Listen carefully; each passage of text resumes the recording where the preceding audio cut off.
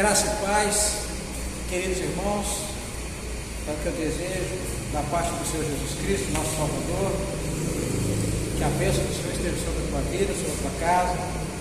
Estamos dando início ao estudo da Santa Palavra de Deus e nesta oportunidade nós queremos compartilhar com você, com a minha irmã, uma palavra extraída do livro de Esdras. Eu queria que você abrisse sua Bíblia, se assim você desejar, acompanhar conosco o início do livro de Esdras, capítulo 1. Enquanto você abre a sua Bíblia, em Esdras, capítulo 1, nós queremos reiterar aqui a nossa saudade dos irmãos, nosso desejo de podemos voltar a nos reunir na casa do Senhor para bendizer e glorificar esse Deus tão amoroso, tão bondoso. E nós estamos confiantes de que o nosso Deus está trabalhando para que no tempo dele tudo isso possa se tornar uma realidade. Esdras, capítulo 1, diz assim a santa e gloriosa palavra do nosso Deus. No primeiro ano de Ciro, rei da Pérsia, para que se cumprisse a palavra do Senhor por boca de Jeremias, despertou o Senhor o espírito de Ciro, rei da Pérsia, o qual fez passar pregão por todo o seu reino, como também por escrito, dizendo: assim diz Ciro, rei da Pérsia: o Senhor Deus dos céus me deu todos os reinos da terra e me encarregou de lhe edificar uma casa em Jerusalém de Judá. Quem dentre vós é de todo o seu povo, seja seu Deus com ele, e suba a Jerusalém de Judá e edifique a casa do Senhor, Deus de Israel. Ele é o Deus que habita em Jerusalém. Até aqui, por enquanto. Daqui a pouco veremos um pouco mais. Vamos orar. Nosso Deus, nosso Pai, queremos te agradecer, Senhor, por esta oportunidade que o Senhor nos concede de mais uma vez meditarmos sobre a tua palavra. Pedimos ao Pai que não nos falte a orientação, a inspiração do teu glorioso Espírito, para que assim possamos alcançar, Senhor, todo o teu propósito. Ajuda-nos, ó Pai, a compreender aquilo que o Senhor quer nos falar. Oramos em nome de Jesus. Amém. Querido irmão, irmã, você que está vendo esse vídeo, nós gostaríamos de, antes de entrar no comentário do texto que acabamos de ler, fazer uma retrospectiva da situação de Israel nos dias de Esdras. Esdras era sacerdote, habitava na Babilônia, junto com os hebreus que para lá haviam sido levados nos últimos 70 anos, conforme profetizado longamente por Jeremias, principalmente. O Senhor, depois de muito tempo de persistência com Israel, especialmente com Judá, não teve outra alternativa a não ser fazer valer a sua palavra, permitindo que Nabucodonosor, rei da maior potência da época, a Babilônia, levasse cativo para a Babilônia os judeus que sobreviveram à invasão de Jerusalém e Judá. Estamos aqui recordando fatos que muitos irmãos conhecem bem. E naquela ocasião, 70 anos antes, nós sabemos que o templo foi queimado, os muros foram destruídos, os palácios, as casas, os caldeus destruíram Jerusalém. Arrebentaram com tudo, levaram as preciosidades, sem contar as almas que foram levadas cativas. Lá já se encontravam alguns judeus, como Daniel, Ezequiel, que haviam sido levados anteriormente, que na verdade Deus permitiu que Nabucodonosor invadisse Israel por 2 vezes. E cumprindo a palavra do Senhor, 70 anos se passaram e vinha agora o tempo de voltar para Israel. Agora, eu quero chamar a sua atenção para algo extraordinário que nós percebemos já nas primeiras linhas deste capítulo 1 de Esdras, que diz assim: no primeiro ano de Ciro, rei da Pérsia. E nós ficamos maravilhados. Eu estava hoje meditando sobre esta passagem e o Senhor me transportou para uma profecia dada por ele ao seu servo Isaías, que eu vou ler para você, se você quiser acompanhar na sua Bíblia. Daqui a pouquinho a gente volta para Esdras, que está no capítulo 45 de Isaías. Mas antes de ler essa profecia aqui, capítulo 45 de Isaías, não podemos deixar de dizer que Isaías viveu quase 200 anos antes de Esdras. Irmãos, é maravilhoso demais pensar como esse nosso Deus é tremendo, porque nós sabemos que um dos atributos exclusivos de Deus é a sua onisciência, ou seja, Ele sabe tudo que se passa em qualquer lugar da sua criação. Mas Ele vai além. Ele é também um Deus presciente. Ele conhece os eventos futuros, Ele conhece os fatos futuros.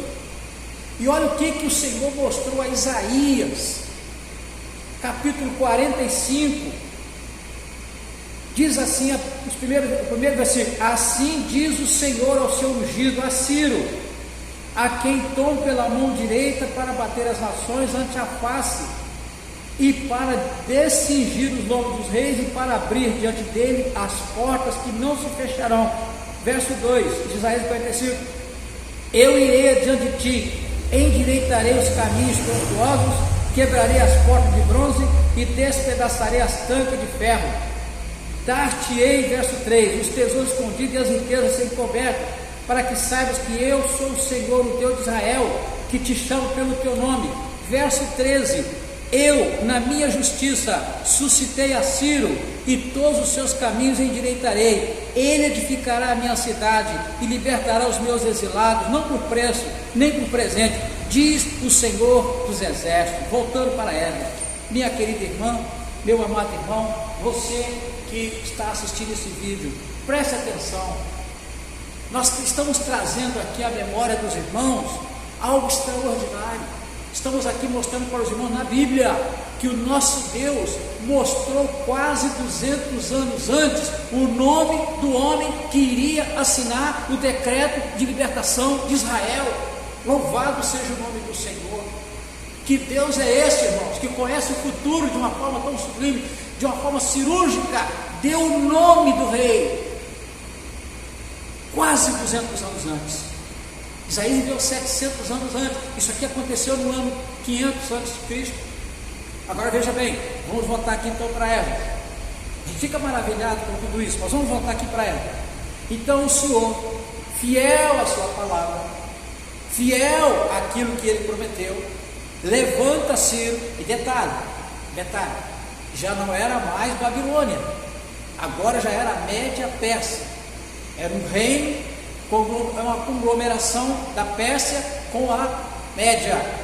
Formaram uma nação poderosa que dominou a Babilônia.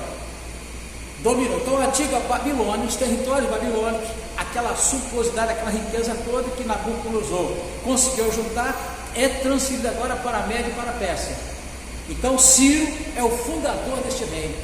E Ciro é levantado pelo Senhor. Eu não sei se ele viu essa profecia, se, quem sabe, Daniel mostrou para ele, não sei. O fato é o seguinte, que ele cumpriu o que o Senhor falou pela boca de Isaías. Como? Talvez até ele tenha tomado conhecimento da profecia, não sei, mas isso não importa. O fato é que Ciro cumpre a profecia de Isaías e baixa um decreto para que os judeus que assim quisessem voltassem para Jerusalém. Agora, antes de continuar, porque até agora estamos apenas falando aqui de fatos históricos, que são tremendos, são extraordinários, né? Nos leva a glorificar esse Deus maravilhoso. Mas o Senhor tem algo mais para nós nessa oportunidade. Porque antes de continuar aqui a meditação sobre o que acabamos de ler, eu quero te falar, meu querido irmão, minha amada irmã, sobre a aplicação disso aqui para nós. Porque, veja bem, e aí eu preciso falar um pouco de mim. Porque falando de mim, eu estou falando de milhares e milhares e milhares de irmãos e irmãs. Eu tenho certeza que muitas pessoas que vão agora ouvir esse vídeo, assistir esse vídeo, vão dizer: está falando comigo, está falando da minha vida. Talvez não fale com todos, talvez não seja a situação de todos os amados do Senhor hoje, mas milhares e milhares e milhares de servos de Deus dos quatro cantos da terra vão se encaixar agora no que eu vou dizer. A exemplo de Israel, a exemplo de Jerusalém, eu quero fazer uma comparação e você vai entender. Assim como Jerusalém, estava eu lá atrás, há 35 anos atrás, arruinado pelo pecado, a vida toda em desequilíbrio, desorganizado, um vazio existencial muito grande, uma sensação de derrota muito grande. Eu já contei para a igreja o meu testemunho. Parecia que não tinha mais jeito. Então eu olho para Israel, eu olho para Judá, eu olho para Jerusalém arruinada, destruída, eu me vejo, eu vejo lá atrás. E aí, se você está entendendo isso e entendendo que Deus está falando contigo, eu quero que você pense no seguinte: se Deus não levanta Ciro para baixar um decreto possibilitando os judeus voltar para Judá, o que teria acontecido? Judá talvez nem existisse mais o povo judeu, talvez como nação tivesse desaparecido ao longo da história. Mas aprove a Deus levantar um rei para baixar um decreto. Meu querido, minha amada, preste atenção, Ciro aqui é figura do nosso Deus, que baixou um decreto de libertação da minha alma e de todos aqueles que foram alcançados pela sua misericórdia. O mesmo Deus que permitiu que Ciro baixasse um decreto, abrindo as possibilidades para quem quisesse voltar para Israel, o mesmo Deus, em Cristo Jesus, baixou um decreto da eternidade, ampliando a possibilidade de sair do cativeiro espiritual, moral que eu vivia e que milhões de irmãos viviam. O mesmo Deus. Eu olho para essa história e vejo muitos componentes da igreja, milhares e milhares de irmãos estão nessa situação aqui. Saíram do cativeiro espiritual, saíram do cativeiro moral, saíram do cativeiro físico, econômico, familiar, estavam com suas vidas arruinadas, destruídas, queimadas, arruinadas por causa do pecado. Mas Deus, Ciro, Deus, o Rei Eterno, por compaixão, por misericórdia, bateu o martelo. E sabe quando é que foi assinado esse decreto? Na cruz, quando o nosso Senhor diz: Telestai, está consumado. Naquele momento, o Filho de Deus, o Rei Eterno, estava assinando um decreto de libertação para todos aqueles que queiram ir para Jerusalém. Jerusalém fala do projeto eterno de Deus. Jerusalém fala do plano de Deus de salvação para a humanidade. É a cidade do grande Deus, é o centro da atenção de Deus na terra, é a sua igreja.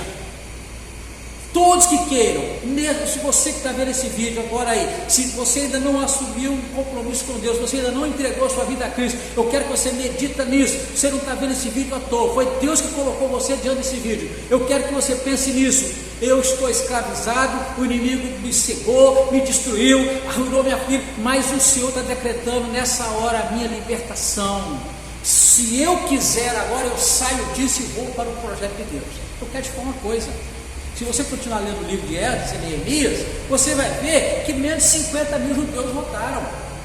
Quantos milhares de judeus haviam lá? Muito mais. Por que só 40 e poucos mil votaram? Isso é para nós meditarmos.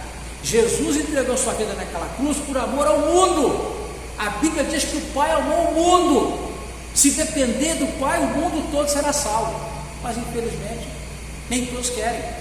Preferem continuar escravizados, preferem continuar debaixo do tacão do inimigo. Deus respeita. Se eu não quisesse ser libertado, se eu não aceitasse a oferta de Deus, eu não estaria aqui agora falando desse Deus maravilhoso. Você está compreendendo, minha querida? Você está compreendendo? Eu acredito que sim. Agora, eu preciso te falar mais um pouquinho aqui sobre o livro de Esdras. Quem era Esdras? Esdras era sacerdote. E na sequência aqui, porque na Bíblia hebraica, Esdras e Neemias é um livro só. Foi separado da nossa Bíblia, para facilidade de compreensão. Se você continuar lendo aqui Esdras, chegar em Neemias, você vai ver que esses dois homens foram enviados por obra do Pai Celestial para abençoar Jerusalém. Um veio com a missão de doutrinar, de pastorear, de cuidar, Esdras, sacerdote. E o outro veio para governar, Neemias. Daqui a pouco eu vou entrar nisso. Nosso pastor trouxe um estudo aqui há pouco tempo maravilhoso sobre o significado das portas. Eu quero falar um pouquinho sobre o muro hoje, um pouquinho, só um pouquinho. Então, um vem como sacerdote, presta atenção nisso, tem que ser muito importante. Um vem como sacerdote, Esdras, e o outro vem como governador. E um detalhe interessante, não é invenção, não é invencionice, não é Bíblia, é Bíblia. Neemias era copeiro do rei. Isso me faz pensar no nome dessa igreja. Ele servia vinho ao soberano. Sabe o que significa isso? Vinho, o Espírito Santo de Deus. Veja bem, querido irmão, amada irmã, um era sacerdote, o outro era governador. Eu estou falando do Filho de Deus e do Espírito Santo de Deus.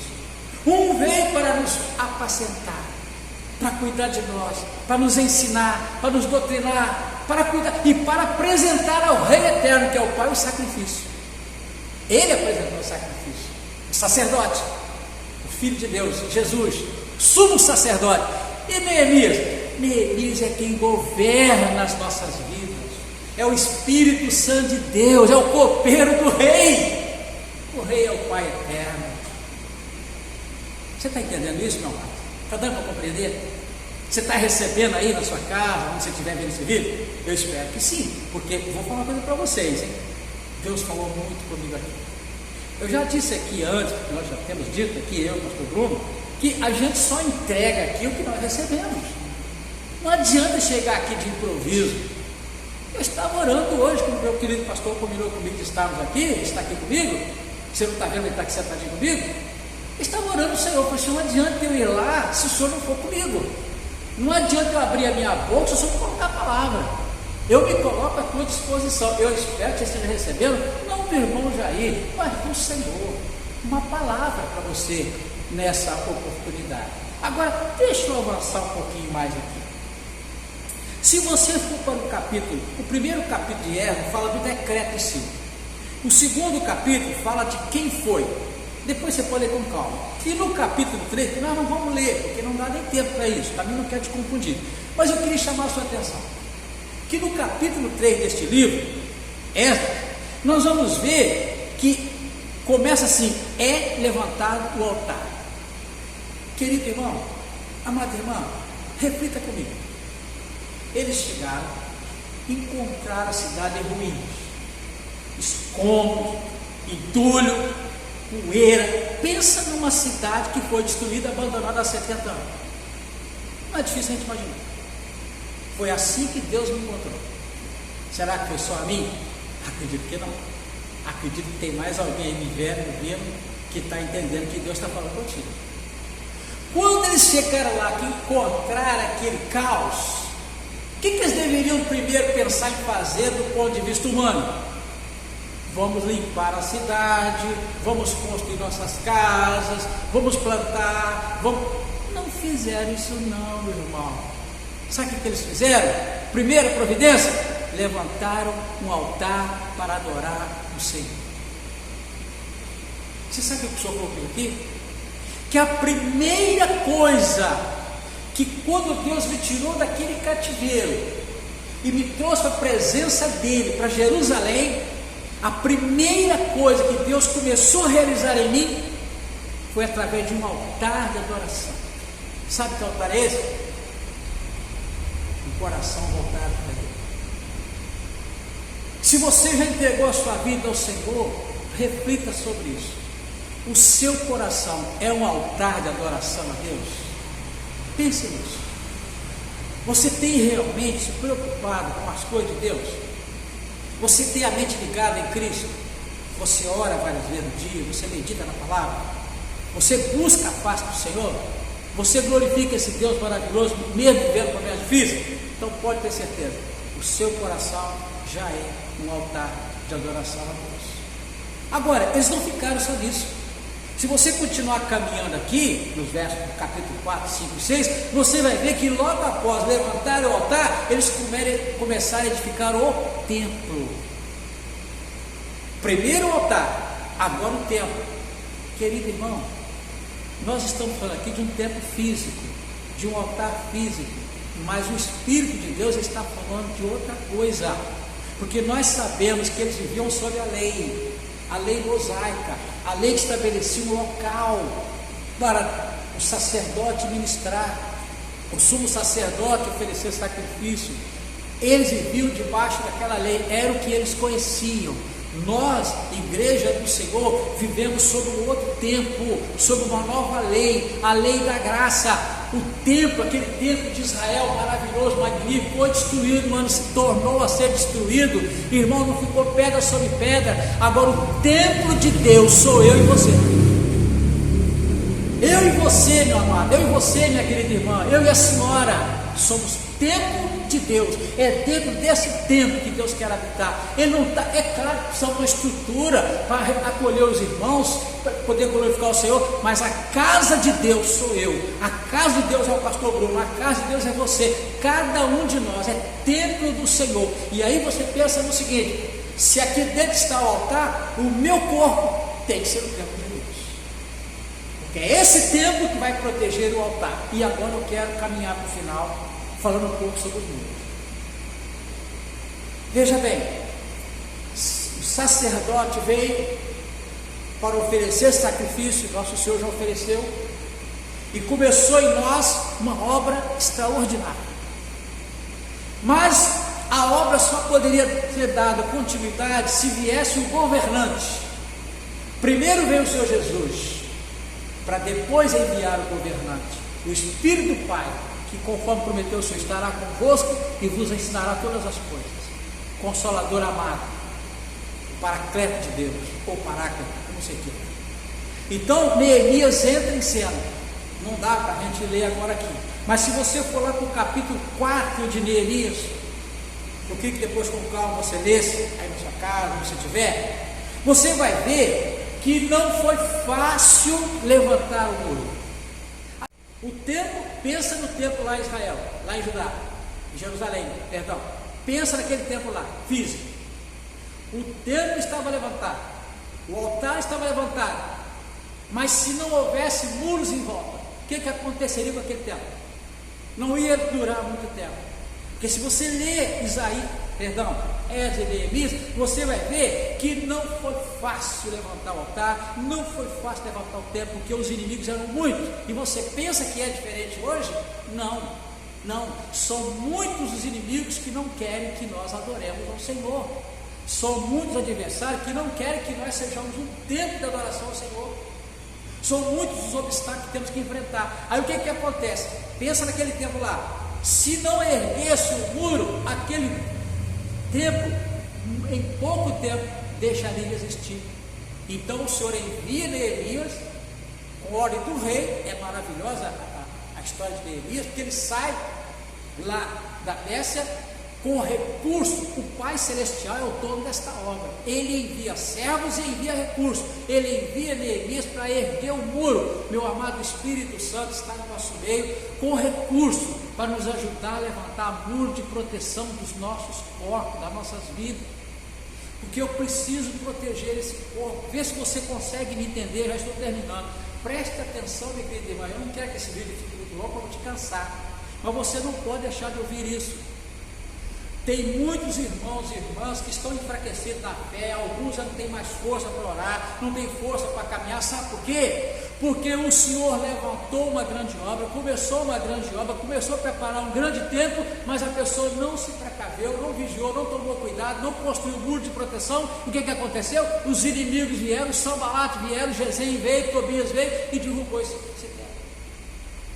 Mas nesta oportunidade, nessa tarde, ou nessa noite, nessa manhã, nesse dia que você estiver vendo esse vídeo, eu quero te falar uma coisa: o Deus de Neemias é o nosso Deus, é o Deus que tem prazer, sabe, em nos ajudar a vencer. Ele quer que você vença, Ele quer que eu vença, Ele quer morar dentro de mim, mas quer me ver vitorioso. Procure proteger o seu templo, procure proteger o seu corpo, e aqui eu quero falar em dois sentidos, tanto no sentido material, físico, como no sentido espiritual. Amado, preste atenção, eu vou até fechar a Bíblia, porque eu prometo que eu vou terminar. Preste atenção no seguinte: este corpo que está aqui, guardando esta alma que está falando com você, se esse corpo é do Senhor, se esse corpo é templo do Senhor, eu preciso cuidar muito bem dele. Ele está emprestado, eu preciso cuidar daquilo que é de Deus. Eu vou agora expor esse corpo a coisas que eu sei que vão trazer males para ele. Pense nisso.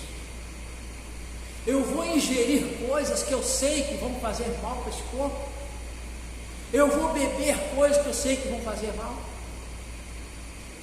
Eu vou deixar de repousar sabendo que isso é necessário para que esse corpo se mantenha saudável. Quero que você pense nisso.